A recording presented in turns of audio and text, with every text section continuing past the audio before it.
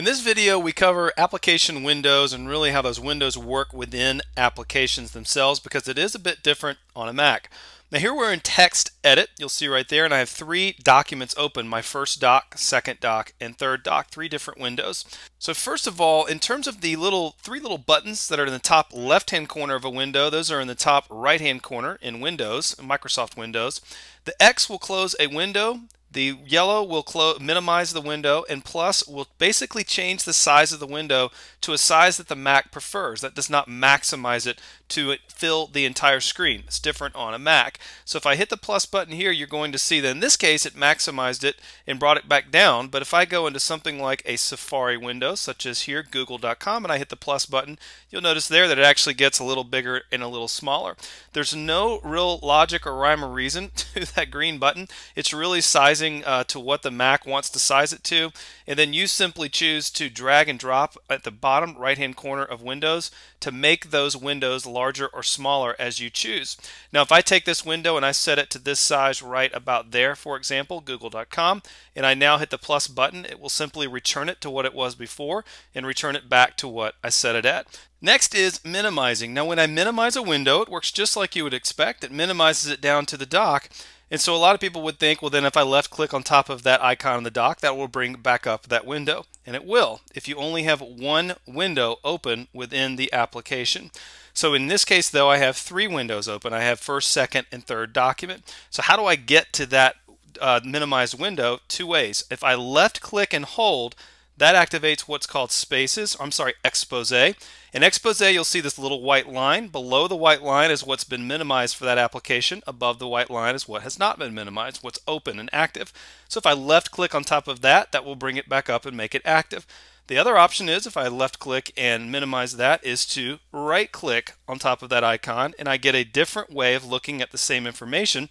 This tells me that my second doc, the checkbox, means it's actually open and active, and it's the active document. It's the document I'm working on. If I have no emblem next to it, it means that document or that window is open. It's just not the active window. So you see my first doc over here is kind of grayed out. My second doc is a little darkened in, if you will. And then my third doc, a diamond, means that that has been minimized. So you know that that has been minimized. And of course here I can start a new document, or I can check the options here. And you saw this in the doc training. If I go and I minimize my second doc, minimize that down, right click on top of this, you will now see I have two that have diamonds. Those two have been minimized. That's the last one, so that's the open and active window. And then left clicking and holding, same thing as before. I see the white line, two below, one above. So that's how you get into looking at minimized windows. You left click on any minimized window to bring it back up. And then the third button is the red X. If I hit that button, that will close that window. Now if I had unsaved work, there will be a dark circle in the middle of that X. So let's type in a couple of words here. And you'll notice that that has been filled in with a little dark circle in the middle. So now if I go to left click and close there, it's going to ask me if I want to save my changes, and I can hit save. That'll close that window. Let's close this window. So I'm now left with one window open within this application. So now if I left click and minimize this window, and I go back and I hit that icon on the dock, that will bring that one window back up. So I can't access a minimized window if it's the only window open within the application.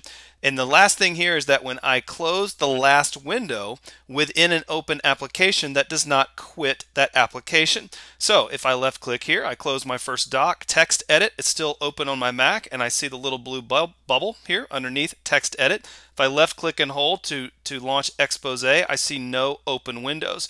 But that application is still open. To quit, there's about 5 different ways to quit an application. Left click and hold brings up the quit menu there.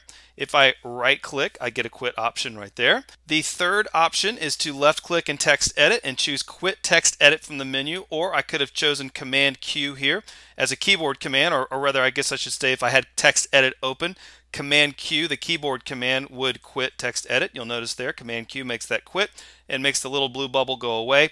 And then the last option is I'm just left clicking to relaunch text edit, and I'm going to close this window. is I can Command Tab through Windows. As you see here, I hold down the Command button. Each time I hit the Tab button, that advances once. That shows me the open applications on the Mac. Of course, in this case I have multiple windows open in Safari, I cannot see them all, but I can see that Safari is an open application. So if I let go there, the Google window will come up. But if I left click and hold on top of the Safari icon, I have two windows open and active, and I have one window that's minimized. So the fifth option to quit TextEdit is while I am going through this Command Tab menu. If I get to TextEdit here and I know that I'm finished with it, if I now, while I'm still holding down the Command button, if I just hit Q, that will go ahead and quit TextEdit as well. So those are all of the options for working with Windows within applications.